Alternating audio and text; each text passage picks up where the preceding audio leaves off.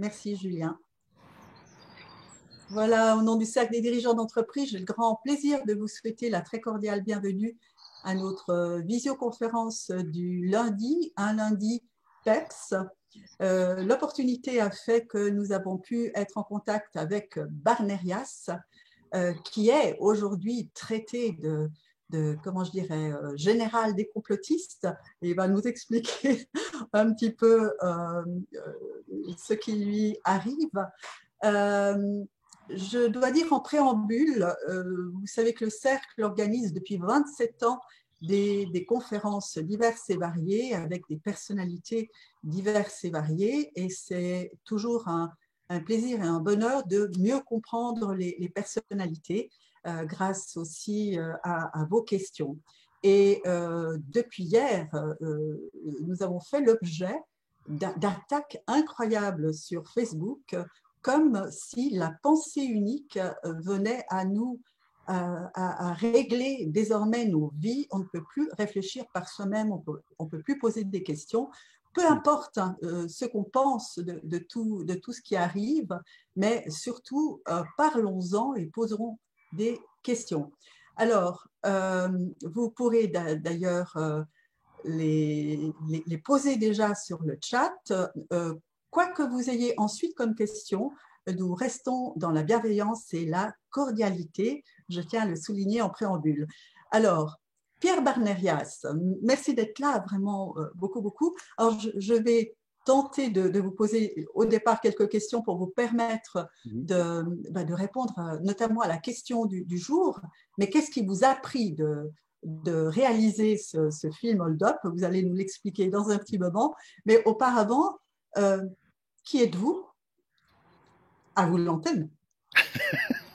D'abord, un immense merci, Enza, de me donner la possibilité de m'expliquer, parce que c'est rare de pouvoir s'expliquer aujourd'hui dans un monde dit libre. Moi, qui suis? Je suis juste un être humain qui suis passionné par son métier, qui depuis 30 ans fait des films, fait des enquêtes surtout, et depuis 10 ans, je consacre toutes mes enquêtes au cinéma parce que les télévisions aujourd'hui ne sont plus libres. Moi, j'ai eu la chance de travailler pour tous les secteurs d'information, les grands secteurs, que ce soit dans la presse écrite, puisque j'étais correspondant à Paris du plus grand quotidien français qui est Ouest France. J'ai travaillé pour les radios, pour France Info, donc je connais bien le système de l'intérieur. J'étais correspondant de guerre, j'ai fait, je sais pas, peut-être une quarantaine de documentaires. Plusieurs d'entre eux ont été primés dans des grands festivals. Donc voilà, j'ai une vie, on va dire, très riche, très bien remplie, qui continue de l'être, parce que je suis un amoureux de ce métier. Voilà, je suis un fou amoureux de cette profession qui m'a fait rencontrer des gens étonnants. Et voilà. Voilà. En gros, voilà, journalistiquement parlant, et même dans la réalisation, parce que très vite, je me suis consacré à la réalisation. Ça fait plus de 20 ans que je réalise que des documentaires et des documentaires long métrage maintenant depuis plus de 10 ans, avec comme intuition depuis 10 ans quand même que le cinéma était et est le dernier espace de liberté jusqu'à cette pandémie, puisque les cinémas aujourd'hui sont cloués, sont fermés. Donc ça montre bien que le cinéma est quand même à défendre et un espace à préserver. Voilà pour la petite présentation. Alors, qu'est-ce qui s'est passé à un certain moment, Pierre Barnerias? Pourquoi avoir voulu réaliser ce documentaire extrêmement controversé, Hold Up? Qu'est-ce qui s'est passé? Il s'est passé juste que j'en avais marre de ne pas avoir de réponse à des questions banales. D'accord? Des questions banales. Il se trouve que j'ai dû arrêter 2 productions. J'avais 2 films en cours. À l'époque, on était au mois de juin. Et quand, à un moment donné, je me suis rendu compte que, je me posais des questions, comme tout à chacun, et que j'ai découvert, j'étais stupéfait d'entendre le professeur Montagnier nous dire que le virus n'avait pas une origine naturelle, que c'était un virus qui avait été trafiqué. Et quand j'ai vu la réaction des 2 journalistes sur le plateau en disant, mais c'est n'importe quoi, et que 3 mois plus tard, on savait toujours pas si ce fameux virus avait été isolé ou pas, et un an plus tard, on ne sait toujours pas, on ne connaît toujours pas l'origine du virus. Donc il y avait plein de questions, il n'y avait pas de réponse, il n'y avait aucune réponse sur l'origine du virus, aucune réponse sur le scandale du Lancet. Le scandale du Lancet, moi je pensais qu'avec ce scandale-là, tout allait revenir à zéro, surtout pour un virus dont on savait déjà à l'époque qu'il n'était pas bien méchant, quoi. Hein. Et voilà, donc c'était une série de questions. Après, il y a eu le scandale du Remdesivir. Et quand je me suis rendu compte, surtout à la lecture du livre de Christian Perron, ça a été l'électrochoc, je le dis. Et quand j'ai rencontré Christian Perron, je lui ai dit, mais est-ce qu'il y a des journalistes d'investigation qui se sont saisis un petit peu de toutes les informations qu'il y a dans votre livre? Parce que dans le livre, il y a quasiment au moins 4 ou 5 affaires d'État, quoi. Entre ce qu'ils n'ont pas fait, ce qu'ils ont mal fait, et surtout alors soit c'est on peut dire que c'est de l'incompétence, mais comme c'est une incompétence qui est répétée, à la fin, c'est plus de l'incompétence, donc ça devient problématique. Donc voilà ce qui m'a poussé à tout lâcher, à faire ça dans l'urgence. J'ai vraiment tourné ça dans l'urgence.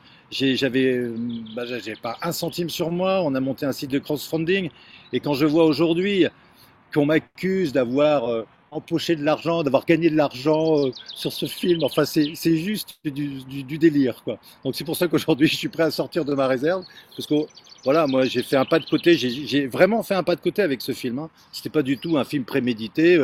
Les 3 quarts des informations, je les ignorais complètement. Et aujourd'hui, il faut juste savoir que si vous avez envie de savoir ou de connaître un petit peu la vérité est accessible à tout le monde. Il faut juste avoir de l'envie et un petit peu de persévérance. Donc voilà ce qui m'a amené à essayer de faire vite ce film. Et au fur et à mesure que j'ai rencontré des personnages étonnants, il faut savoir que dans le film Hold Up, il y a près de 35 scientifiques, dont 2 prix Nobel. Vous ne pouvez pas les mettre à la poubelle avec un mot comme complotiste, qui est vraiment le mot des gens qui n'ont pas d'argument. Et j'espère que vraiment, parmi vous, il y aura des personnes dont j'ai lu quelques posts Facebook. Ça m'a fait sourire, mais je me suis dit, mais pose-moi les questions. Je repars, je pense à Stéphane Koch, je ne sais pas s'il m'entend, s'il est là, mais j'aimerais bien pouvoir échanger un petit peu avec lui. Mais c'est juste, voilà. Mais pour la réalisation, pourquoi j'ai fait ce film-là? Voilà, c'était un film qui était un pas de côté, et je m'attendais pas vrai. Et je vous le dis, hein, j'ai fait ce film, euh, j'ai créé ce film comme un film cinéma. C'est-à-dire que moi, je ne sais faire que ça aujourd'hui. Je sais faire que des enquêtes. Donc, c'est pas un 190 minutes pour du JT, c'est-à-dire du saucisson et qu'on peut prendre ici ou là. Non, je l'ai fait avec une vraie construction, avec une vraie narration. Et si ce film, et je le répète, mais j'en suis convaincu aujourd'hui, si ce film était sorti en salle, comme il était prévu fin octobre, il y aurait eu zéro polémique. Zéro. Alors, J'en suis sûr. Pierre, pour qu'on comprenne bien, au début, en réalité, vous n'aviez pas vraiment de sentiment pour ou contre. Est-ce que Non. est-ce que c'est arrivé en cherchant à connaître ce qui se passait que votre esprit s'est formaté dans un certain sens? Alors, il n'y a pas ni pour ni contre. Moi, je veux juste essayer de comprendre. Je suis toujours dans cette démarche-là aujourd'hui. Je n'ai toujours pas compris certaines décisions. C'est juste hallucinant ce qui se passe. Et donc voilà, il y avait aucune démarche partisane de ma part. Au contraire, dans le film, j'ai voulu mettre des personnages qui étaient, on va dire, à tous les extrêmes. Quand vous avez Monique Pinson-Charlot qui flirte avec le parti communiste, et que vous avez d'autres personnages comme l'ancien ministre de la Santé, Douste Blazy, enfin, je veux dire il y avait aucun parti pris, mais vraiment. Maintenant, au fur et à mesure des informations que je découvrais et qui étaient vraiment là, j'ai vraiment sincèrement commencé à me poser des questions et à me dire non, il se passe quelque chose. Là, ça va beaucoup trop loin. Et ce que j'ai découvert, et c'est pour ça que ça me pousse un petit peu à essayer de créer quelque chose, de monter une agence, c'est qu'aujourd'hui, il n'y a plus de contre-pouvoir. C'est terminé. La presse, qui normalement est un contre-pouvoir, n'est plus un contre-pouvoir. Car quand j'ai réalisé, et ça a été très clair, que tous les grands médias, les médias dits mainstream, je n'aime pas ce mot-là, mais les médias comme Le Monde, Libération et l'AFP, qui est vraiment Dieu pour les journalistes, et moi j'en suis un, puisque je me suis servi de l'AFP quand je présentais les journaux à France 2, ou pardon, à France Info ou à RTL. Voilà, l'AFP, on va jamais vérifier une dépêche de l'AFP. Et quand je me rends compte aujourd'hui que toutes ces agences de presse, ces 3 agences de presse sont à l'unisson derrière le gouvernement et n'ont fait aucune enquête, je dis bien aucune enquête, ni sur le scandale du Lancet, ni sur les dégâts du confinement. C'est quand même, on n'a que des mesures historiques, on est quand même en droit de se poser des questions, mais est-ce que ce sont des bonnes mesures? Ce sont des mesures historiques qui n'ont jamais été utilisées, comme le port du masque obligatoire, enfin bref. Je préfère vous laisser poser les questions, parce que sinon, je risque de partir un peu à gauche ou à droite. Pierre, si vous deviez Voilà. aujourd'hui, si vous deviez aujourd'hui refaire un reportage, est-ce que vous y prendriez de la même manière? Vous m'avez entendu? Bah, si aujourd'hui je me prendrais de la même façon, Il faut peut-être couper vos micros, chers amis. Merci. Oui, est-ce euh, que si bah, aujourd'hui, oui, dans les conditions, j'ai rien à regretter, sincèrement. Dans les conditions dans lesquelles j'étais, je pouvais pas faire autrement. J'ai tout vérifié, hein, le moindre mot, hein. Et la question qu'il faut qu'on se pose aujourd'hui, c'est que 3 mois après, quand vous vous rendez compte que tout ce qu'on parce que moi j'ai débunké tous les articles de Libération point par point. J'ai mis du temps parce que tellement j'étais assommé par la critique, et une critique était juste stérile parce qu'il n'y avait rien. Moi je me suis dit à un moment donné, par exemple, il y a une émission sur France 5, La Fabrique du mensonge. Allez hop, on remet hold up.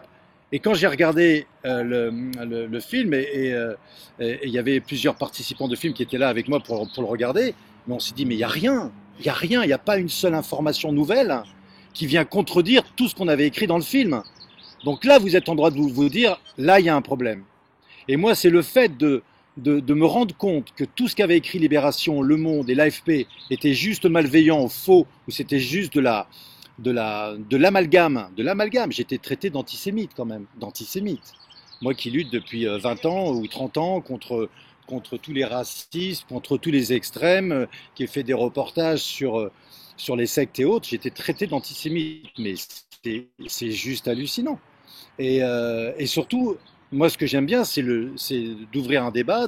Là, effectivement, le débat, le problème, c'est que pourquoi aujourd'hui il y a eu cette polémique, c'est parce que, encore une fois, il faut bien comprendre ce qui s'est passé. C'est que moi, j'ai envoyé mon film une semaine à l'avance, avant la sortie officielle. Le film sortait le 11 novembre.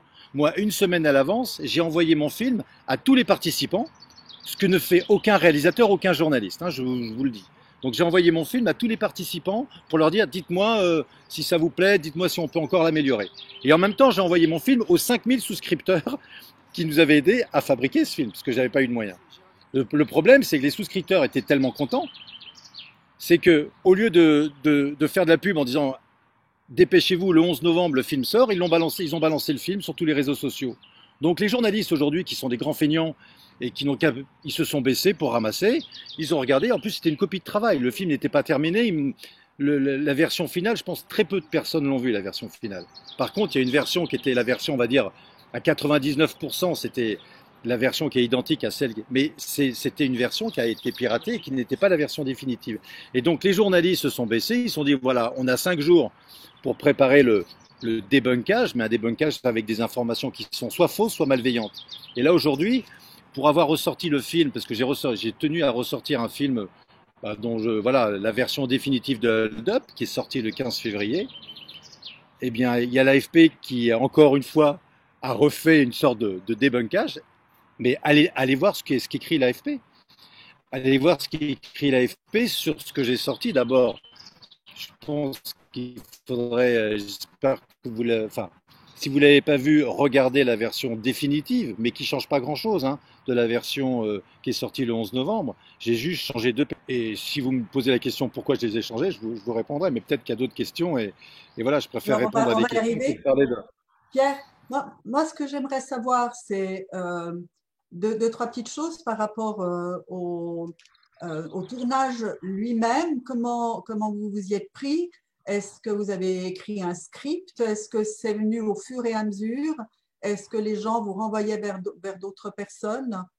Ça a été au fur et à mesure. En fait, il se trouve que j'ai eu la chance. Quand je dis la chance, j'ai sorti un film qui a très bien marché en salle, qui s'appelle Thanatos. Alors c'est très drôle, un petit clin d'œil. J'ai sorti au mois de novembre 2019, donc au même moment où la pandémie était en train d'être déclarée, j'ai sorti un film sur la peur de la mort. C'est rigolo. C'est un film pour enrayer, pour dire à toute personne qui flippe encore de mourir, de dire, bah écoutez, c'est peut-être pas si grave, peut-être que la vie ne s'arrête pas à la mort. C'était juste une enquête sur les expériences de mort imminente et également sur est-ce qu'il existe une conscience extraneuronale, c'est-à-dire une conscience qui survit à notre décès. Et quand j'ai sorti ce film, je les ai fait avec bon nombre de scientifiques. Et en fait, au mois d'avril, au mois de mars, quand nous nous retrouvons confinés, j'ai commencé à aller interroger ces médecins. Et quand j'ai vu que ces médecins étaient juste anéantis, atomisés de savoir qu'on leur interdisait de prescrire, savoir qu'on pour la première fois, on autorisait à prescrire du Rivotril, enfin bref. Donc, de rencontrer tous ces médecins, je me suis dit, il se passe quelque chose. Et c'est seulement effectivement après, à la lecture du livre de Christian Perron, que je me suis dit, il faut faire quelque chose parce que j'avais toujours pas de réponse. Voilà comment ça s'est vraiment déroulé, quoi. Est-ce que ce film, en sachant maintenant comment vous avez été ensuite traité, si c'était à refaire, est-ce que vous le referiez? C'est une bonne question. Est-ce que ça a changé votre, est-ce que ça vous a changé? euh, C'est une bonne question. C'est une très bonne question. Et merci. Je ne peux pas répondre à cette question. Sincèrement, vu la violence, parce que moi je suis pas, enfin je suis tout sauf un, je déteste les médias. Enfin, j'aime pas être devant la caméra, hein. Moi, je suis dans l'ombre. Moi, je fais mes films. J'essaye de faire des films positifs, des films pour que les gens, bah voilà, retrouvent enfin, retrouvent le sourire ou retrouvent des bonnes raisons d'agir. Voilà, ou trouvent des moyens pour répondre aux grands enjeux de nos sociétés. C'est ma ligne de conduite depuis quasiment 30 ans, hein. J'étais le premier à faire une série sur le développement durable qui s'appelait Passeurs d'espoir, qui a été une grande série documentaire. Donc voilà, moi, j'aime pas être devant la caméra. Et là, de me voir et d'entendre, et je remercie ma petite équipe, parce que c'est vraiment elle qui m'a soutenu, de voir la violence du choc. Mais c'était juste, j'ai pas de mots. Donc si c'était à refaire, je sais pas si je le referais, sincèrement. Je sais pas si je le referais, ça a créé des dissensions dans ma famille, ça a créé voilà, une sorte d'électrochoc quand même. Et moi, alors je suis peut-être pas un bon guerrier, hein, voilà, je suis peut-être pas. Pourtant, je déteste l'injustice, donc c'est aussi le moteur qui me fait. Aujourd'hui, je suis tellement. Regardez, quand je sais qu'il y a, par exemple, il y a un article qui va sortir, on m'a dit tiens, il y a l'AFP qui a encore parlé de la sortie, la nouvelle sortie de Hold Up. Je me suis dit mon Dieu, qu'est-ce qu'ils vont encore inventer, quoi. Et j'ai demandé à ma petite équipe de lire ce qu'ils avaient pu trouver ou écrire, et il n'y avait rien, quoi. Donc ça m'a permis. Non, je suis pas. Voilà, pour être très honnête, pour répondre à votre question, je sais pas. Je pense pas parce que j'ai deux autres films à faire qui sont hyper importants. En revanche, ce dont je me suis rendu compte aujourd'hui, c'est que oui, il n'y a plus de contre-pouvoir. C'est-à-dire quand je vois une presse qui est unanime, non pas à se poser les questions, mais à défendre les décisions gouvernementales, ça me choque. Ça me choque énormément. Et moi, je le dis haut et fort, il n'y a plus de journalistes aujourd'hui. Je suis désolé, il n'y a plus de journalistes. Parce que comment expliquez-vous encore qu'il n'y ait aucun... Et là, il y a un envoyé spécial qui a fait timidement un reportage sur l'origine du virus. Oh, un an après, hein, un an après. Un an après, des journalistes se posent la question, mais d'où vient ce virus? C'est bien, il ne faut pas leur en vouloir.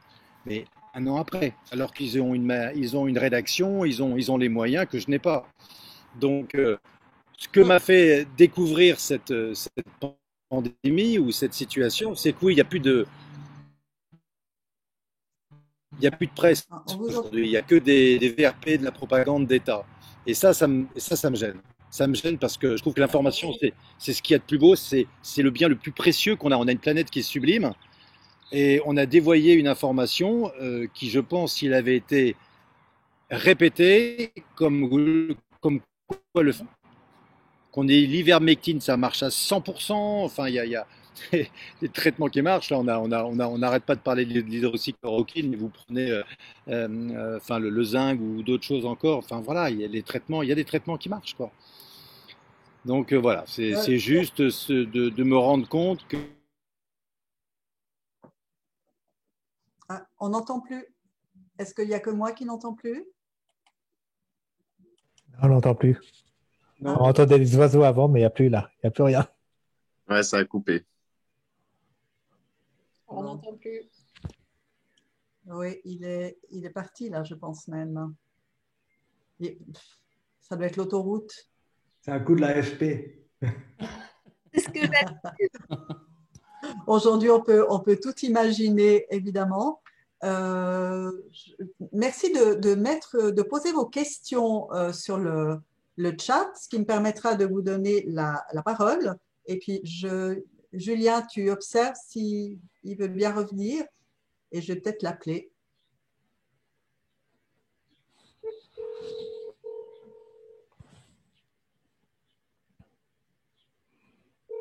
Je suis là. Ah, Voilà. Je suis désolé, c'est pas ce qui s'est passé.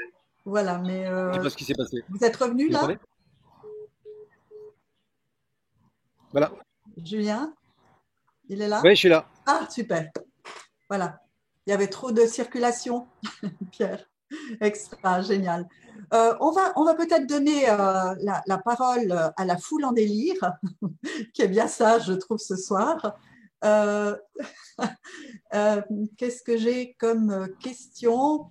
Alors, Alessandro Lancy, il pose les deux questions. S'il peut ouvrir son micro, je lui Ouais, je donne fais. la parole. Bonsoir, Ok. Alessandro. Bonsoir à toutes et à tous. Bonsoir Pierre. Moi, j'ai deux questions. Bonsoir. Déjà, un, sachez que j'habite Genève, je suis d'origine italienne, donc j'adore la presse internationale, un peu moins la presse franco-française. Je m'explique. Est-ce que vous avez le sentiment que vous avez été face à un problème franco-français? Quand vous parlez de contre-pouvoir, en particulier du journalisme. Parce que pour moi, en France, vous avez un souci majeur, c'est les communicants que vous avez face à vous, pas les journalistes. Ailleurs, ce n'est pas le cas. Bah, très bien, mais comment expliquez-vous qu'aujourd'hui, on est un mois après la pandémie, j'ai encore vu aucun magazine, aucun reportage, aucune enquête sur les dégâts du confinement, sur l'origine du virus, sur le scandale du Remdesivir. Pourquoi aujourd'hui, il n'y a pas, si, il y a eu des petits reportages ici ou là, mais il n'y a pas de rédaction de la BBC, de TF1, de France 3 ou de la TCR sur l'origine ne serait-ce que sur l'origine du virus. Pourquoi il y a toujours pas d'infos là-dessus? Pourquoi il y a toujours pas d'infos sur qu'est-ce qui s'est, enfin, sur les effets secondaires du confinement? Peut-être que le confinement, c'est une très bonne chose, j'en sais rien. Peut-être que le confinement a permis de sauver des vies, mais ça serait bien de se poser la question, ça serait bien d'aller enquêter. Alors, moi, je ne suis pas un spécialiste, moi j'ai l'impression Et moi que aujourd'hui, alors je ne lis pas toute la presse. D'accord. J'ai le sentiment que, en tout cas en Pardon? Suisse, si je prends en Suisse ou bien je prends la Suisse, il y a quand même pas mal de choses qui tournent là-dessus, quoi, sur les dégâts du confinement, Ah bah tant mieux. sur les origines du Covid. L'OMS vient de sortir ses premiers résultats de son enquête qui sont arrivés dans la presse. Voilà, quoi. Je dis simplement, il y a un truc qui se joue très particulier en France. Deuxième question que je vous pose, qui est beaucoup plus, à mon avis, plus importante, puisque Madame Enza Testa-Egui a été confrontée à ça pas plus tard qu'hier, c'est les réseaux sociaux. Quand vous parlez de contre-pouvoir, moi je vais être très dur. Je pense qu'il n'y a plus de pouvoir. En fait, ce qui est en train de se passer, c'est que le monde de Disney, je vais dire comme ça, j'explique. En particulier sur Facebook. Alessandro, pardon, on vous entend pas très Très bien. bien. Vous m'entendez mieux là? Voilà. Je disais, sur les réseaux sociaux, il y a un problème majeur. Tout le monde a du pouvoir a priori, mais en fait, chacun est en train de se parler à lui-même. Il y a un truc extrêmement malsain. Et je vais être précis. J'ai le sentiment, si quelqu'un ose avoir un avis différent que les autres, c'est la fin du monde. Il n'y a plus de tolérance. Facebook n'est pas un lieu de démocratie, de dialogue. Alors la question peut-être, Donc Pierre. c'est vous, comment vous vous situez par rapport aux réseaux sociaux? Pierre? Ah mais c'est pareil. Moi je suis effaré de ça. Les réseaux sociaux, pardon, mais c'est juste un déballage et je m'en méfie énormément parce qu'il y a tout et son contraire. C'est pour ça que moi je veux vite retrouver les salles de cinéma, vraiment, parce que pour moi c'est le seul espace de dialogue, c'est le seul espace de liberté, c'est le seul espace où vous pouvez toucher l'opinion parce que vous avez un film que les gens ils vont pas sortir au bout de 5 minutes et passer à autre chose. Voilà, c'est le seul espace. Mais je suis d'accord, moi, c'est terrifiant ce qui se passe sur les réseaux, hein, parce qu'il y a. Voilà, moi, je me suis retrouvé balancé là-dessus parce que j'ai Vimeo qui a censuré le film et avec une violence extrême en moins de 24 heures. Moins de 24 heures. Ils ont mis 300 films à la poubelle. Je ne sais pas si vous imaginez la chose. Rien que ça, déjà, cette violence, je me suis dit, bon, bah, il se passe quelque chose. C'est pas moi, Pierre Barnarias, qui ai fait quelque chose de mal, loin de là. Parce que quand vous savez qu'aujourd'hui, j'ai un exploitant de salle de cinéma au Canada qui va sortir Hold Up dans toutes les salles au Canada et au Québec. Et il a vu le film, il m'a dit mais je comprends pas la polémique, pourquoi il y a une polémique C'est juste pour montrer que cette polémique est venue parce que le film a été balancé sur les réseaux sociaux et que chacun y allait avec en découpant, en prenant ici, un bout là, et voilà quoi. Je sais pas si j'ai répondu très bien à votre question, mais c'est vrai que ça me fait peur. Moi, ça me fait peur. Pierre, est-ce que le fait d'avoir balancé ce film c'était voulu ou c'était vraiment des gens qui ont voulu bien faire? Qu'est-ce qui s'est passé là? Ou mal faire? Ah non, ça je peux pas savoir. Non, je pense qu'ils ont voulu bien faire, sincèrement. Je pense que je vois pas de mauvaise intention dans ça, vraiment. Je pense qu'ils étaient tellement contents. Tiens, regardez, on a payé le film, parce que j'avais pu récolter 150 000 euros. Il restait encore au moins 200 000 à trouver, donc j'avais vraiment besoin de cette sortie en. Mais voilà, et je peux pas leur en vouloir. C'est ce que je pense, hein. Peut-être que non, parce on leur avait bien dit quand même, écoutez, voilà, le film sort le 11 novembre, avant première, on vous l'envoie, gardez-le bien. Et puis quand vous avez, on l'a retrouvé enfin, sur tous les réseaux, quoi. Merci beaucoup. Mais je peux pas, j'ai aucune certitude là-dessus, hein. Je préfère me dire, ils étaient contents du film, donc ils l'ont balancé comme ça, voilà. Je préfère voir le côté positif des choses, en tout cas. Génial. Merci Alessandro d'être là en tout cas. Et puis j'aimerais donner la parole à Romain Pierrat. Si tu peux ouvrir ton micro. Merci d'être là. Quel plaisir. Non, il faut ouvrir le micro. Voilà, c'est fait. Magnifique. Peut-être annoncer toujours qui vous êtes et ce que vous faites juste en 10 secondes. 10 secondes, Romain Pierrat. Donc, moi, je suis directeur d'une société d'événementiel à Genève, donc organisation de séminaires, conventions et d'événements sportifs dans le monde entier. Voilà. Donc, à l'arrêt complet, évidemment, depuis un an, malheureusement. J'imagine. Voilà. Tu avais une question?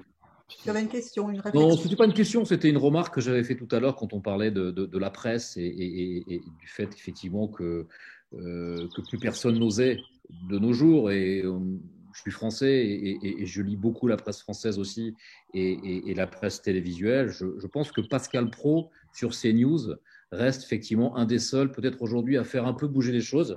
Il y a eu un très bel article sur lui dans le journal du dimanche la semaine dernière. Et il commence effectivement aussi à gêner un peu. Donc, ça va aussi dans le sens de ce que vous disiez. C'est quand on commence à aller à contre-courant, on dérange, on gêne en haut lieu. Mais c'est un des seuls aujourd'hui, tous les jours, qui nous permet peut-être de rétablir certaines vérités, en tout cas au moins de les annoncer, d'en parler et de faire réagir nos politiques.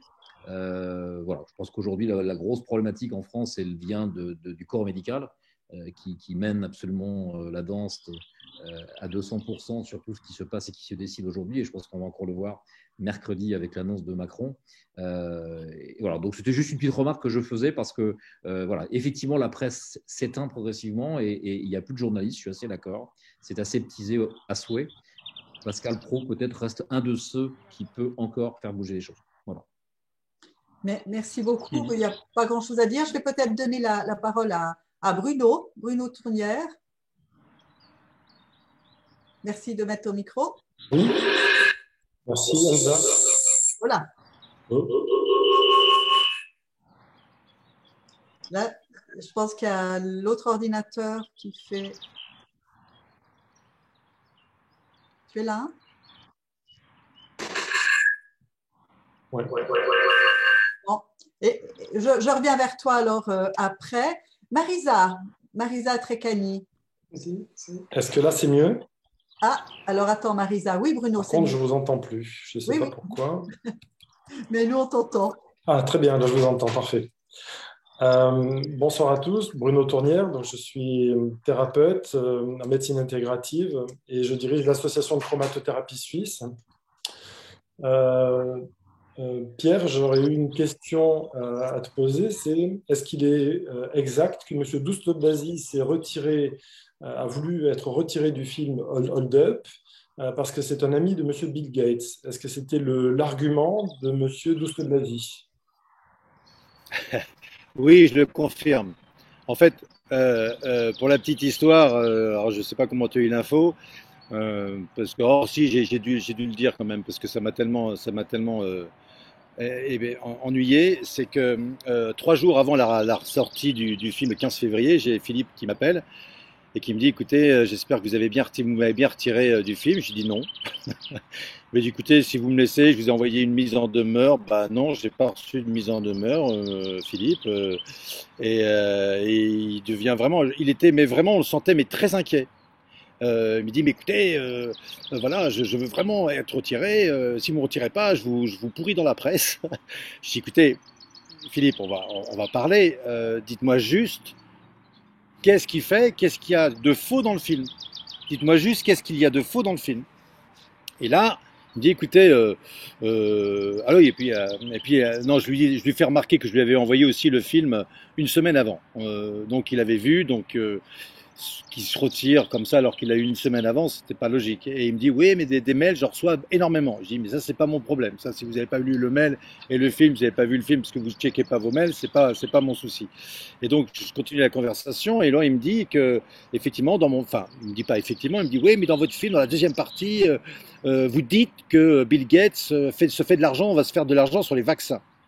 Alors, je lui dis, je réponds à Philippe, je lui dis, écoutez, je ne dis absolument pas ça. Moi, je ne dis rien du tout dans le film. Je laisse dire des gens. Ils sont assez grands. Et puis moi, je suis juste un ramasse-miettes. Et je ramasse les miettes et voilà. Mais c'est tout. Oui, mais quand même, ce que vous faites dire sur voilà, Bill Gates. Et là, c'est là où il me sort là, il me sort l'information. Là, il me sort l'information. Et ce qui est très bien, c'est que moi, j'étais au bureau. Donc, j'ai tout enregistré. J'avais 2 caméras pour filmer l'enregistrement de la conversation. Et là, il me sort un truc absolument génial. Il me dit, oui, mais Bill est un ami. D'ailleurs, il est membre du conseil d'administration de ma société. Et voilà. Et je vous demande encore une fois de me retirer du film. Je lui dis, mais Philippe, il n'y a aucun souci. Moi, je ne vais pas briser une amitié. Je ne vais pas briser une amitié. Donc, je vous retire du film. Mais il suffisait de me le dire. Moi, je comprends très bien si Bill Gates est un ami et que si vous avez peur que vous faire apparaître dans ce film, je vous retire. Donc voilà, je l'ai retiré. Et puis je lui ai quand même rappelé aussi, puisque je lui ai dit que vous savez, vous avez oublié de dire une chose, c'est que le 12 novembre, vous avez accepté le poste d'administrateur d'un grand groupe pharmaceutique suisse. D'accord?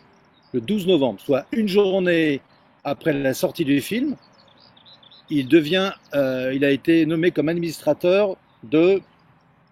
Ben voilà, j'ai oublié. Et ça se retrouve vite fait. J'ai oublié mais un grand groupe pharmaceutique. Donc c'était assez amusant. Donc oui, je le confirme. Pierre, excusez-moi, Monsieur Douste-Blazy, c'est le même qui au départ soutenait le professeur Raoult et qui s'est ensuite retiré, ou je confonds d'ancien ministre?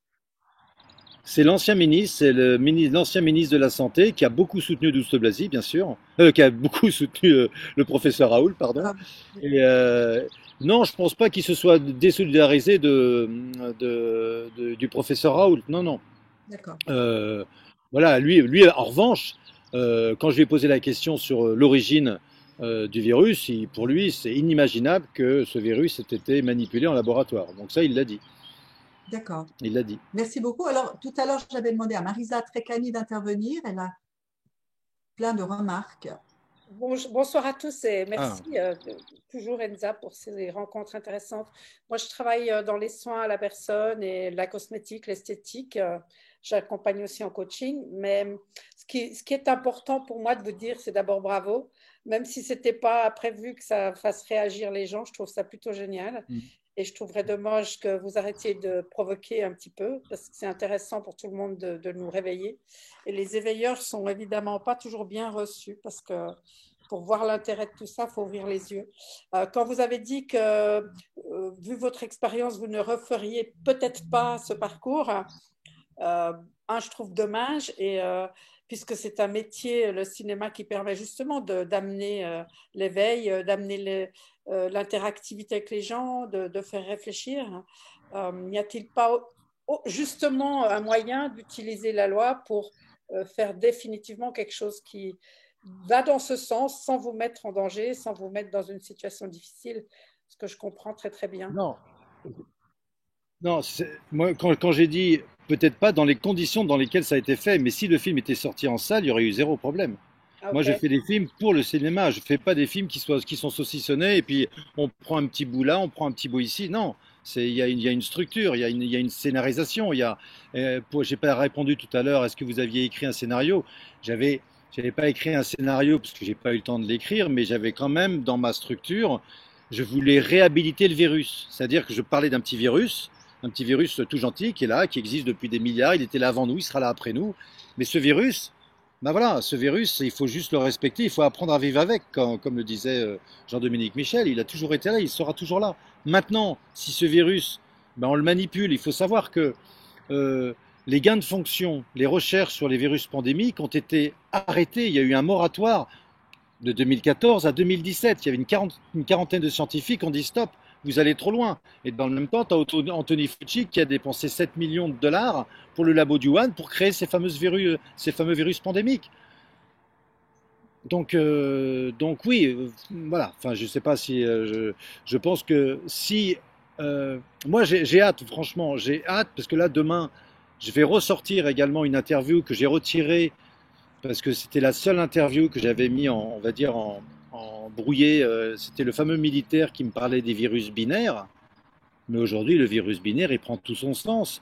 Quand vous voyez, regardez les courbes de l'OMS aujourd'hui qui viennent de sortir, qui montrent une adéquation entre la vaccination et les nouveaux cas de Covid-19, c'est juste hallucinant. C'est-à-dire qu'aujourd'hui, avec la vaccination, on peut faire, alors encore une fois, je ne suis pas scientifique, mais c'est juste un constat.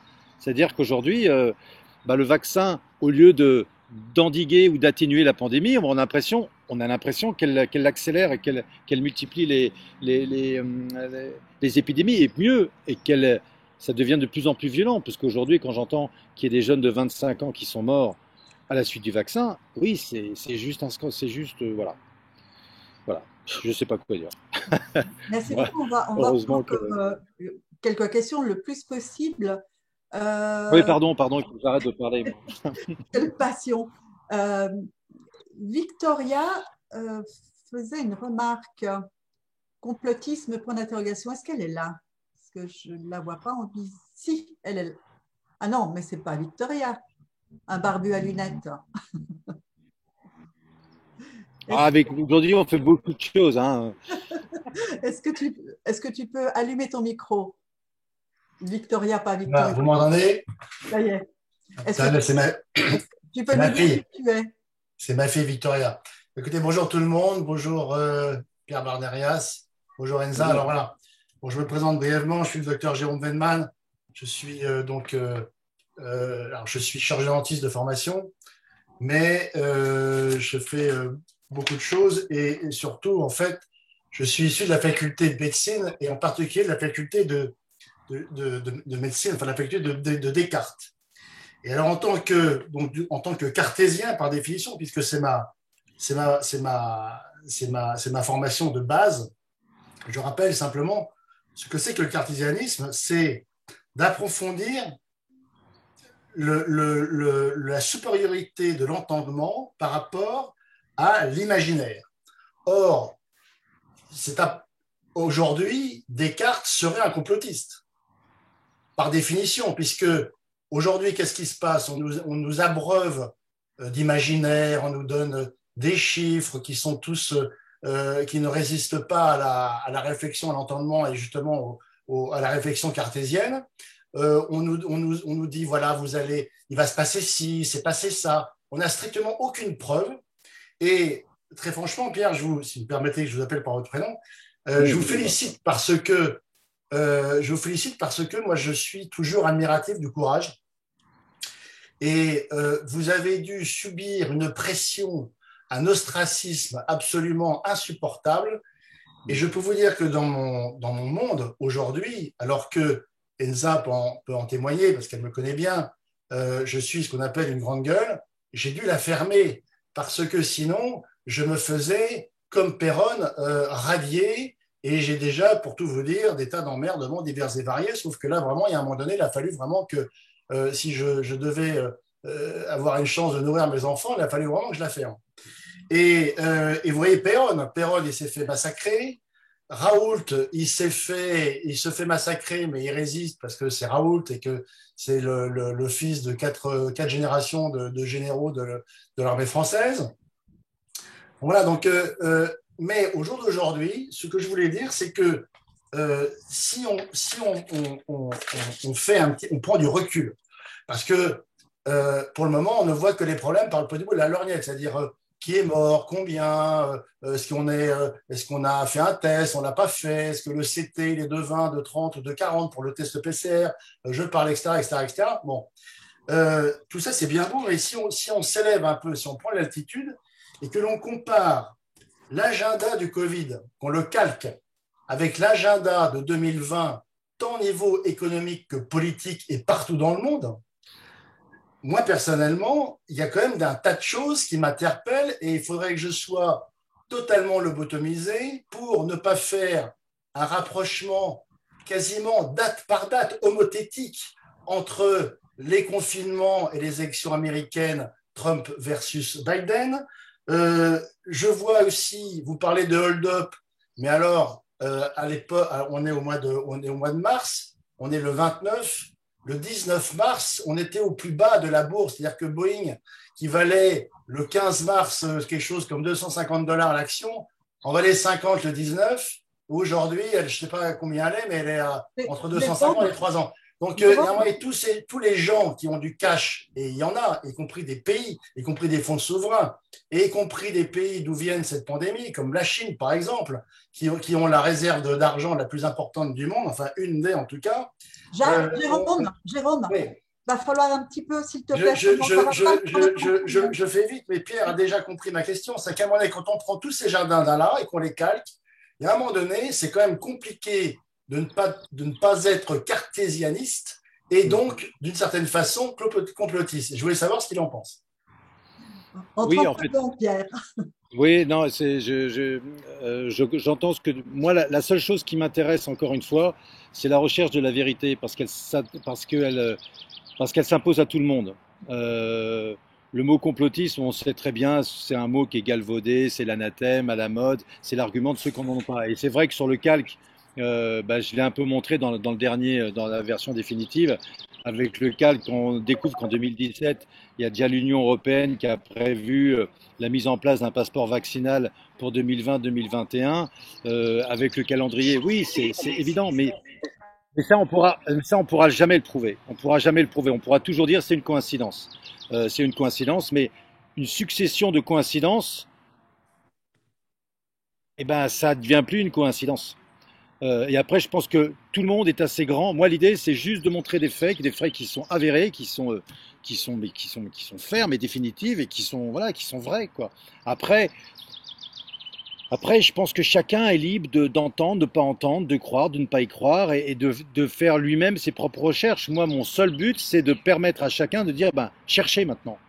Cherchez, allez chercher l'information. Voilà, je n'ai pas répondu très bien à ta question, parce qu'elle était compliquée. Ouais. Le problème, c'est effectivement, et on en revient à ta conversation tout à l'heure, c'est où chercher, parce que le problème des films, c'est merveilleux les films, que je suis très admiratif de ton film, sauf que le problème, c'est qu'il y a un temps de réalisation, un temps de production qui fait que lorsqu'il sort, il est déjà, je dirais, anachronique, d'une certaine façon, même si effectivement, il résume le passé. Mais les choses sont allées tellement vite, quasiment 2 jours par jour, que chercher l'information et d'avoir la lucidité pour pouvoir y voir clair est très compliqué. Merci. Oui. Merci, Jérôme. Oui, vas-y. Vas-y, si non, vas-y. Il y a beaucoup de gens qui aimeraient s'exprimer. Allez-y. J'aimerais bien, finalement, on parle de la recherche depuis le début de peut-être qu'est-ce qui se passe. Jean-Dominique Michel, alors il a été l'un des premiers, comment on dit, lanceurs d'alerte peut-être. Jean-Dominique. Oui, Enza, merci. Bonsoir à tous. Merci Pierre. Écoute, moi aussi, je partage l'admiration qui est énoncée ici. En même temps, le maelstrom dans lequel on s'est trouvé montre qu'une certaine dose de naïveté est toujours favorable pour passer à l'action. Si on savait à l'avance tout ce qu'on allait essuyer, ça serait plus compliqué.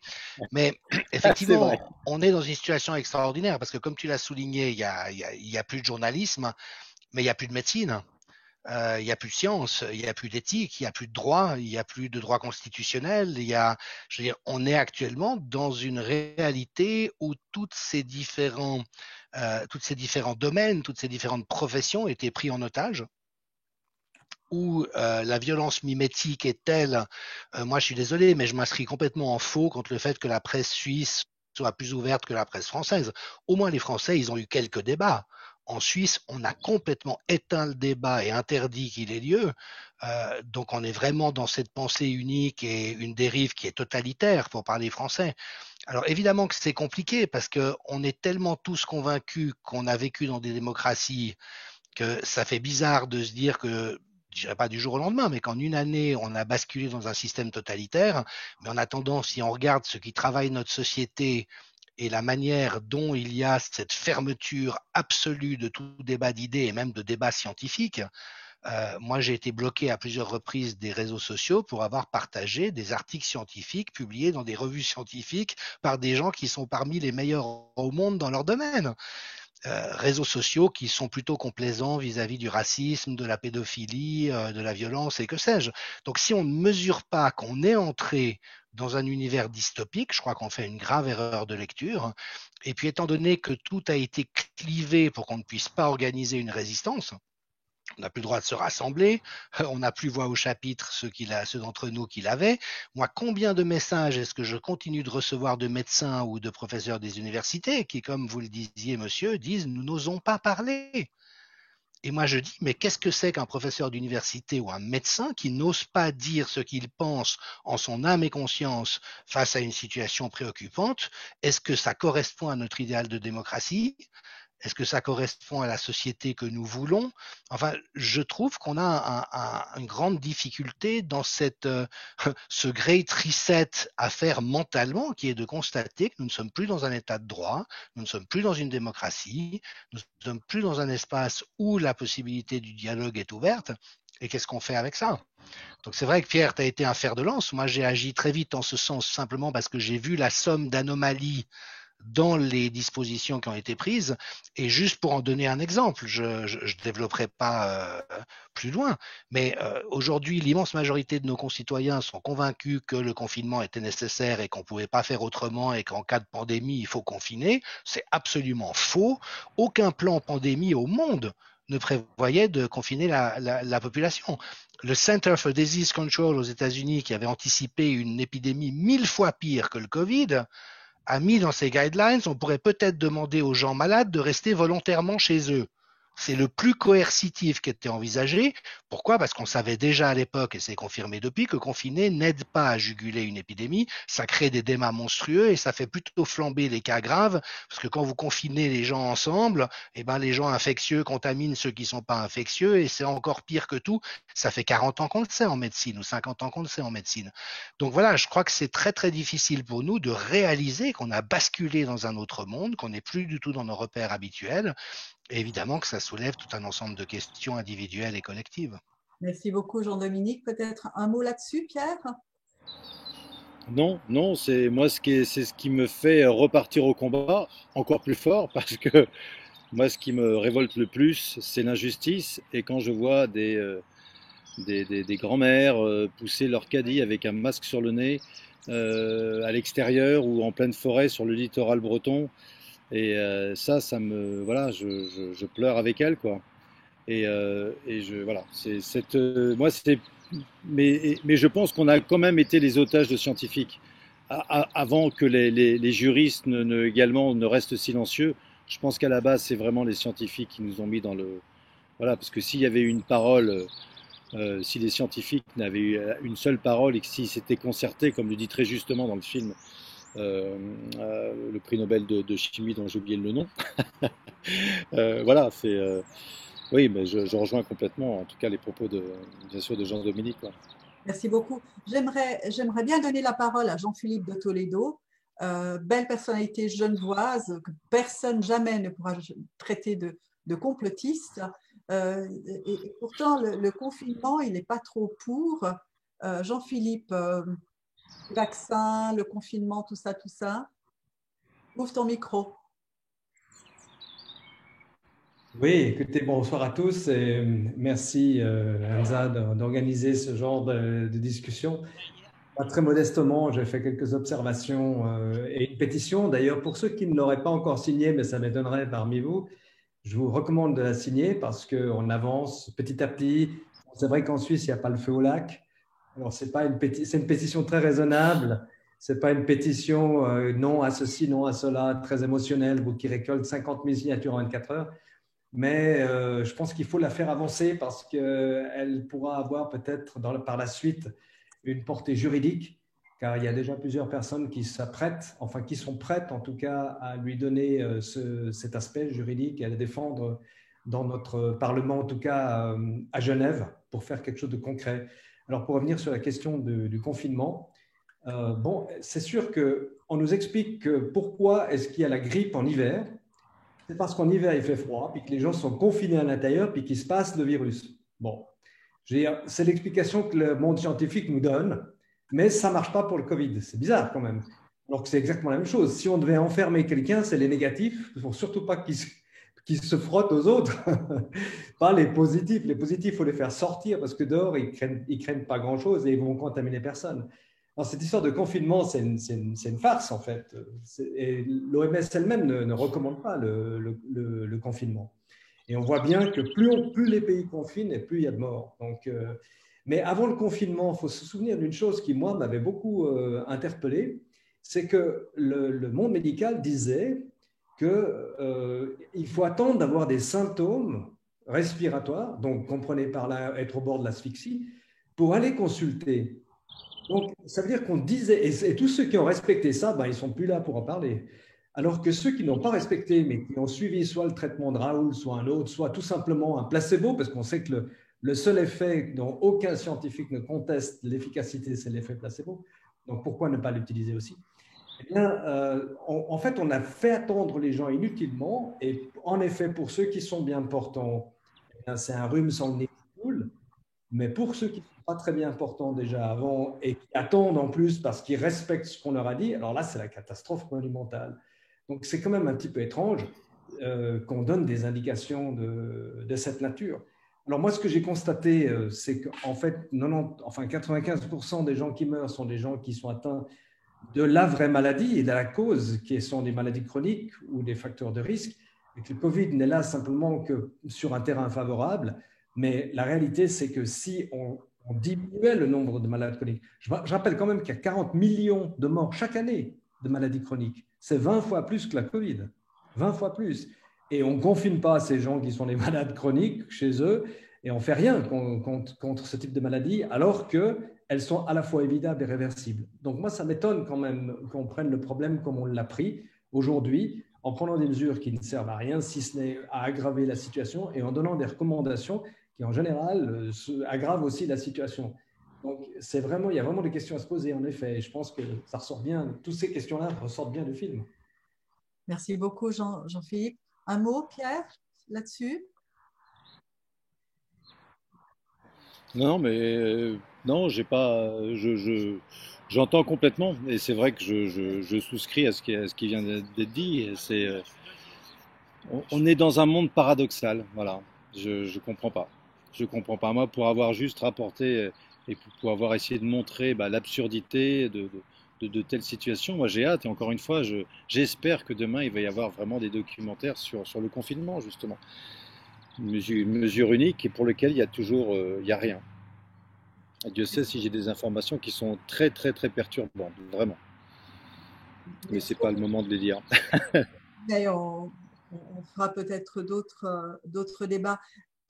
Docteur Nathalie Calam, merci d'ouvrir le micro. Voilà. Et bonsoir à tout le monde. Vous pouvez dire juste qui vous êtes toujours? Bonsoir. Bien sûr. Oui, je suis médecin praticien dans le canton de Neuchâtel. Je travaille depuis 34 ans dans un centre qui s'appelle Prévention et Santé. Et mon propos, effectivement, est la prévention. Puisque c'est vraiment le grand inconnu de toute cette histoire. On n'a absolument pas donné aux gens le moyen de prévenir, de se soigner avant d'être malade. Hein. Et c'est vrai que ça me fait hurler de savoir que à peu près 100% des patients qui commençaient d'être malades, on leur a dit restez tranquille à la maison et prenez du Dapagon, du paracétamol. Je veux dire, c'est juste une catastrophe totale au niveau médical, alors qu'on sait qu'il y a des tas de moyens de faire, d'arriver avant ce stade où on est hospitalisé et on n'a plus grand-chose à l'hôpital. Donc, merci beaucoup de votre intervention. Malheureusement, je n'ai pas vu le doc. Je serais très curieuse de savoir où et comment on peut voir la dernière version du film, parce que j'ai tout un public qui serait intéressé aussi de pouvoir aller visionner.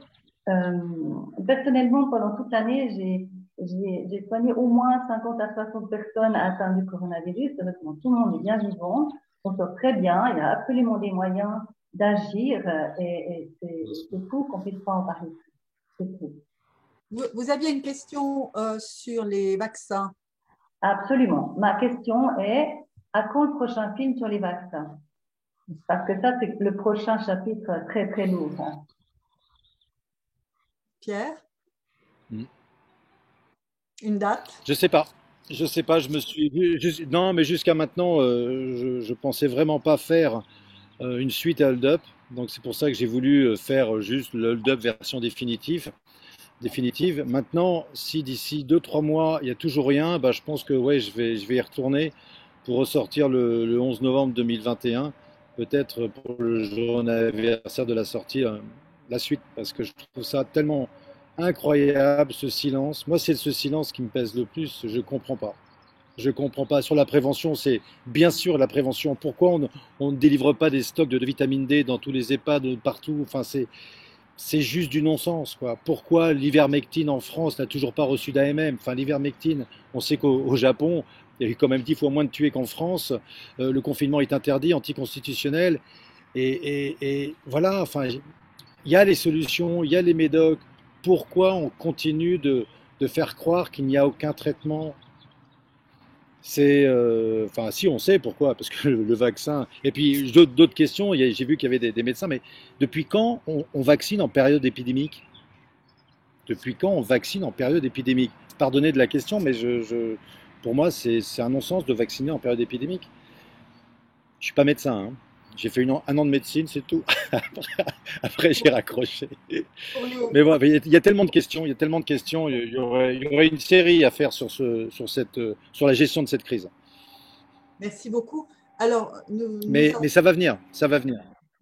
Nous avons pu vous inviter, Pierre Bernérias, grâce à Vincent Aguetan qui est là et qui avait une question intéressante aussi. Merci Vincent.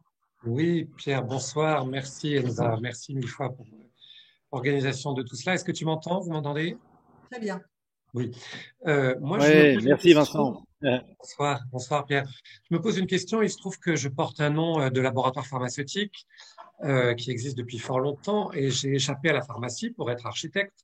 Mais j'ai entendu une chose qui m'a fait grandement siffler les oreilles, à savoir, à l'issue d'un conseil d'administration d'une tente, j'ai pu entendre que le groupe Delpharm, qui appartient au laboratoire Aguetan, a été consulté par la direction du laboratoire Pfizer fin 2018 pour la mise en service d'un certain nombre d'unités de fabrication qui ont été acquises depuis pour certaines d'entre elles, ce qui m'a fait vraiment grandement tendre l'oreille.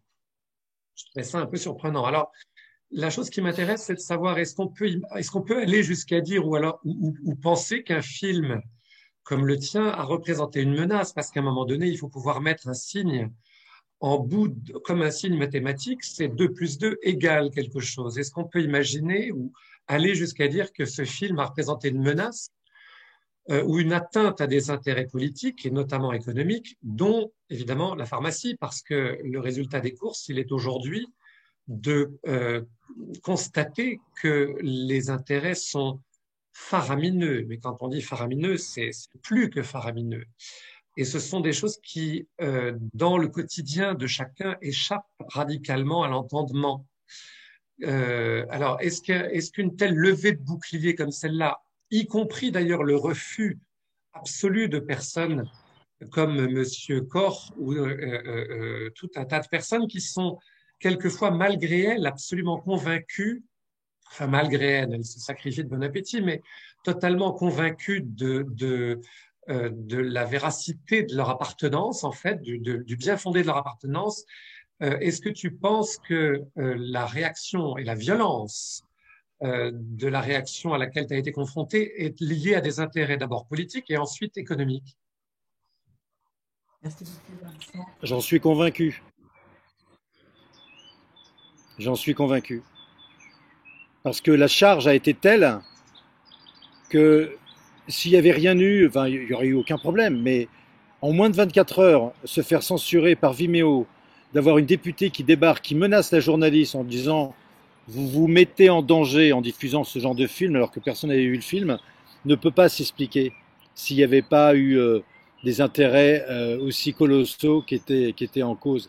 C'est a priori, là je vous le dis maintenant, il y a 3 mois, j'aurais été incapable Mais je pense qu'effectivement, des intérêts, voilà, qu'il fallait surtout pas toucher, parce que c'est des centaines de milliards dont on parle aujourd'hui, hein, c'est énorme. Et c'est pour ça que je veux vraiment monter cette agence de presse pour concurrencer l'AFP, Reuters et l'AP, qui donne juste un ton monolithique. Et c'est vraiment mon objectif aujourd'hui de la monter rapidement, parce que toutes ces informations, notamment celle dont tu viens de parler, Vincent, il y aura une possibilité de l'avoir. Il faut rendre l'information aux citoyens. Nous sommes tous des citoyens, mais nous sommes plus qu'un citoyen. Aujourd'hui, l'information, c'est un bien universel qui appartient à l'humanité. Ce bien-là, aujourd'hui, il appartient à 2-3 familles de milliardaires, et peut-être un peu plus, et elle a été dévoyée, elle a été saccagée, elle a été meurtrie.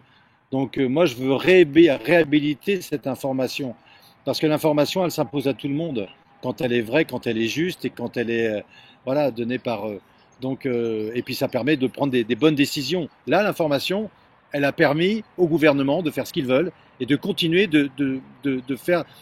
d'avoir des décisions complètement contre-productives, de non-sens, juste du non-sens.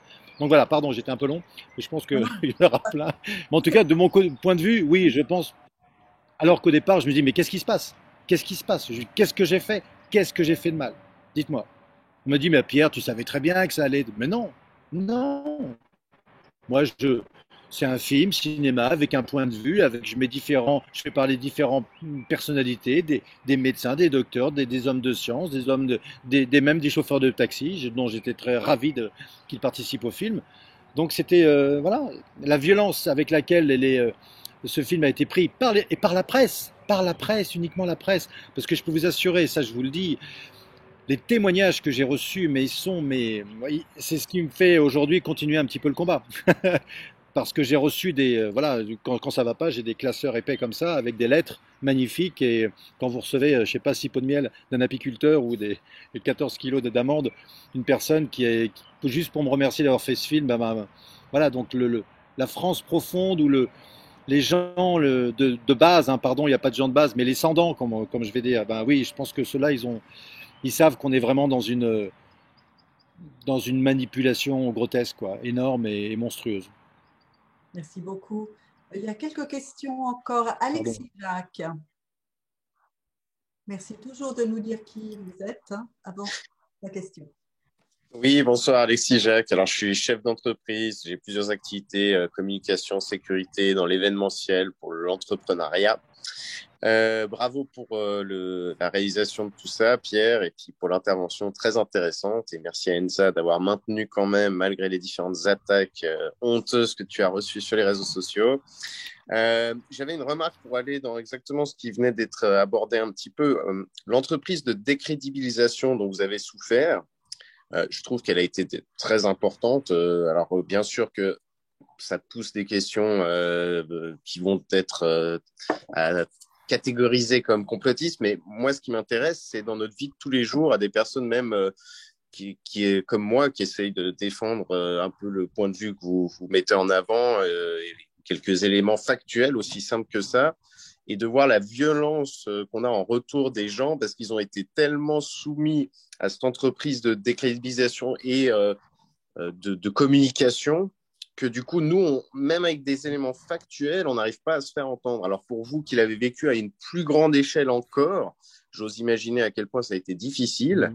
Mais maintenant, qu'est-ce que vous imaginez un petit peu pour, sachant que c'était votre métier, cette façon de communiquer et autres, quelle autre possibilité vous imaginez pour qu'on essaye de sortir un peu de ça et qu'il y ait au bout d'un moment un documentaire qui passe bien celui-là, où on va savoir que peut-être ce sera votre nom dessus ou pas qui changera, ou qu'est-ce qui pourrait faire qu'on arrive à s'en sortir un peu avec cette information qui est véridique en plus.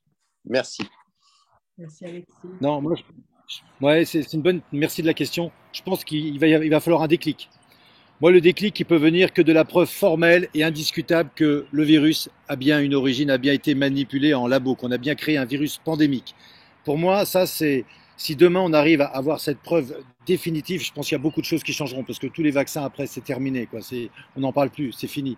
Et je pense aussi que le simple fait d'essayer de monter une autre agence qui permet à chacun, moi l'idée elle est simple, on est 7 milliards de témoins, on est 7 milliards de journalistes potentiels, et que si ces 7 milliards de journalistes potentiels nous donnent une information qui est juste, qui est facilement vérifiable et qui en même temps qui est utile, une information utile, et ben si vous créez ce média avec en parallèle une web TV, une radio et un magazine gratuit de presse écrite, et ben déjà vous avez une force incroyable. Il faut avoir les mêmes armes que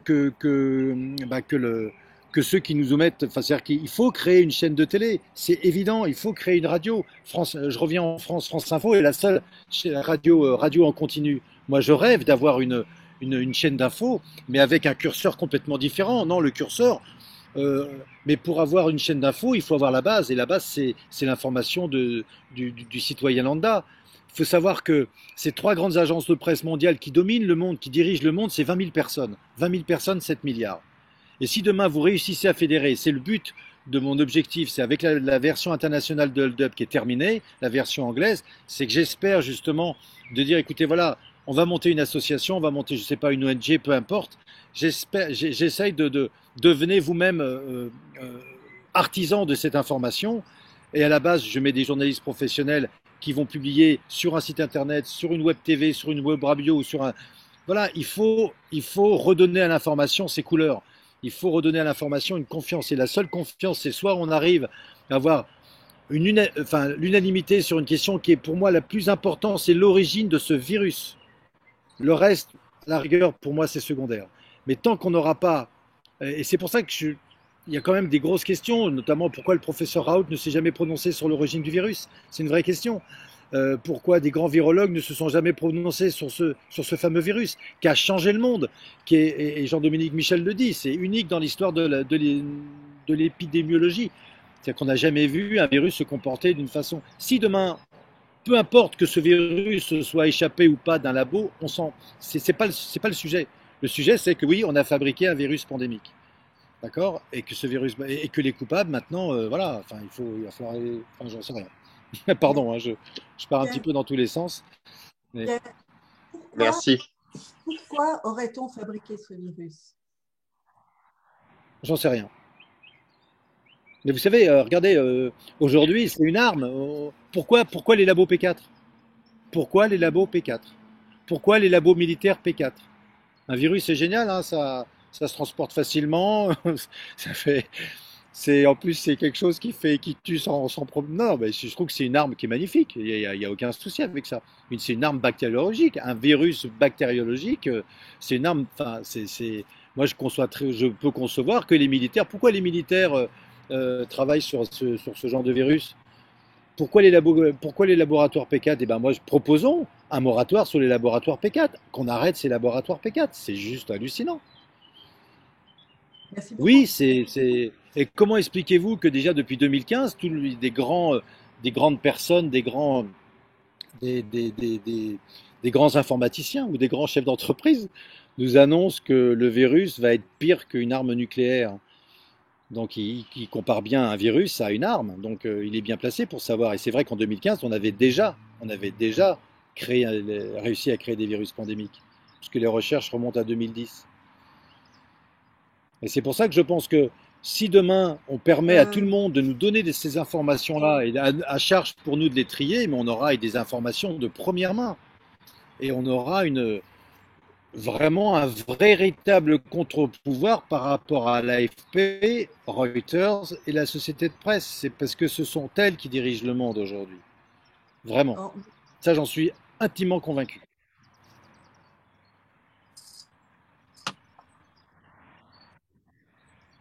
Allô? Merci beaucoup. Merci beaucoup. Marilyn Rebello, si elle a la gentillesse d'ouvrir son micro, je lui fais poser sa question. Merci Marilyn. Oui, bonsoir à tous.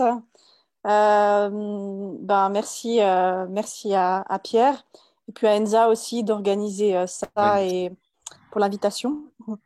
Moi, je suis entrepreneur depuis bientôt 6 ans dans différents domaines liés au développement personnel, à l'union, beaucoup de choses en lien avec l'amour et puis surtout aussi l'amour de soi. Du coup, ça va aussi un petit peu avec peut-être le sens de la question. Mais moi, je me demandais si dans ce contexte très anxiogène. Et puis aussi par rapport à tout ce qu'on voit dans le film. Comment est-ce que vous vous positionnez par rapport à l'avenir de l'humanité? Est-ce que vous avez quand même de l'espoir? Est-ce que peut-être par rapport aux différents échanges que vous avez, à différents types d'informations, est-ce que vous sentez que les choses évoluent? Est-ce qu'il y a un vrai réveil qui se passe? Est-ce qu'il y a une évolution, une mutation, ou est-ce qu'on va tout droit dans le mur? Merci de la question. Alors, mon avis personnel, non, je suis hyper positif, je suis hyper optimiste. Oui, il y a un réveil, j'en suis convaincu. Moi, je vous le dis, j'en suis convaincu, j'ai plein de retours, les choses bougent, les lignes bougent, et j'ai hâte de vous montrer le prochain film qui va s'appeler L'Empreinte, qui est vraiment un film hyper positif. Vous savez, c'est ce fameux personnage qui court pieds nus, là, qui a fait un marathon par jour, qui a traversé l'Europe en sortant du confinement et qui montre que voilà, enfin, le virus, il faut faire avec et on a tout en nous pour guérir de ça, quoi. Donc il ne faut pas avoir peur, quoi. Vraiment. Et que ce qui est quand même drôle, c'est d'avoir fait ce film sur la peur de la mort, qui est quasiment au même moment où la pandémie commençait à sévir à Wuhan. Donc moi, je suis intimement convaincu que les choses, effectivement, on ne peut pas revenir en arrière, parce que maintenant, la marche arrière, elle est impossible pour nos gouvernants, hein. Il faut voir que c'est mondial. Donc, quand vous avez face à un mensonge mondial, qui est repris en cœur par toutes les agences de presse mondialement, ça veut dire qu'il y a des enjeux qui sont colossaux. Donc, qu'est-ce qu'on peut faire à côté de ça? Moi, je crois encore au bon sens, je crois encore à toutes ces personnes qui, moi, je le sens, hein, avec les retours que j'ai énormément. Non, ça va, petit à petit, ça va avancer, et je pense que demain, quand on aura la preuve absolue que oui, il y a eu des choses qu'on nous a menti depuis quasiment un an, notamment sur l'origine du virus, sur la pandémie, sur tout ça. Enfin, je pense que les choses vont changer. Maintenant, comment ça va se passer? Est-ce que ça va mal se passer? Est-ce qu'il va y avoir des révoltes? Est-ce qu'il va y avoir... J'en sais rien. En tout cas, moi, je m'attache. J'essaye vite de faire ce deuxième film qui s'appelle L'Empreinte et qui va vraiment donner du baume au cœur et surtout rassurer les gens en disant, attendez, vous n'avez rien à craindre. Vous n'avez rien à craindre. Arrêtez de... Et moi, j'ai juste envie de dire, mais arrêtez de faire peur à tout le monde. Et c'est vrai qu'on fait peur à... Moi, aujourd'hui, je suis incapable d'écouter plus de 2 minutes une radio, quelle qu'elle soit. Je ne peux pas. Je ne peux plus regarder un seul journal d'information. Ce n'est plus possible. Et je suis journaliste. Et j'ai besoin de ça. Mais je peux plus parce que je me protège, parce que je dis, mais c'est pas possible. Parce que pour moi, encore une fois, on est dans un tel mensonge, et je dis le mot mensonge. Moi, tout à l'heure, la personne qui a écrit qui a écrit comme quoi Hold Up c'était plein de mensonges et que l'AFP avait... Non, qui me montre un seul mensonge dans Hold Up. Il n'y a pas un mensonge dans Hold Up, pas un seul. Par contre, ce qui est étonnant, c'est que cette même personne, ce chef d'entreprise, lui, à mon avis, il a pas vu Hold Up, mais comme il a vu que l'AFP avait dit que c'était un tissu de mensonges, un tissu d'approximation, que c'était juste du complotisme à tout va, ben voilà, donc lui il est convaincu parce que c'est l'AFP qui a parlé, ou c'est le journal Le Monde qui a parlé, ou c'est le journal Libération qui a parlé. C'est juste hallucinant. Et moi je peux vous le dire, j'ai une journaliste de France Culture qui m'a dit en off, hein, que les journalistes du Monde lui disaient qu'ils ne sont plus libres, qu'ils ne peuvent plus rien dire. Vous entendez ? Ça questionne, mais à qui appartient le monde? À qui appartient le monde? Quand vous vous rendez compte que la presse aujourd'hui encore appartient à quelques familles dont l'intérêt de la vérité ne rejoint pas des intérêts beaucoup plus, on va dire, commerciaux. Pierre Barneria, 7h15 a passé à une vitesse vraiment... Non, mais j'ai beaucoup parlé, je suis désolé, pardon, j'aurais dû vous laisser poser plus de questions. En tout cas, merci de m'avoir donné la parole, ça a été un vrai soulagement parce que je peux vous assurer que on m'invite pas sur les plateaux, ou sauf on m'invite sur les plateaux dans des émissions où c'est préenregistré, où on me défonce et après qu'on me laisse pas la parole. Donc là, de pouvoir échanger un petit peu avec vous, c'est dommage que Stéphane Corr n'ait pas pu accepter notre invitation parce que franchement, moi j'aurais eu plaisir à lui répondre, enfin avec vraiment bienveillance et naturelle. Moi, je peux pas en vouloir aux gens. En plus, je pense qu'il est prisonnier du système, hein. On est tous prisonniers du système, tous. C'est pas évident de sortir de là.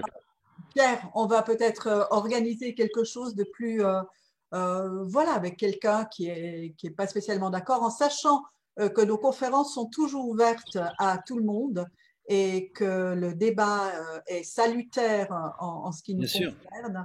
Et voilà, à bas la pensée unique et vive la pensée personnelle. Le débat. Je vous demande d'ouvrir vos micros pour un applaudissement pour Pierre Barneria, s'il vous plaît.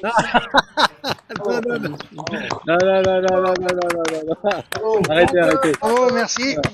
Merci à vous, vraiment. Merci beaucoup. Merci du fond du cœur. Merci à vous, vraiment, ça me touche énormément. Et c'est ça qui me fait, qui me fait continuer la marche, on va dire. Alors, merci à tous. Je filme parce que oui. Attendez, l'enregistrement s'arrête maintenant. Merci Julien.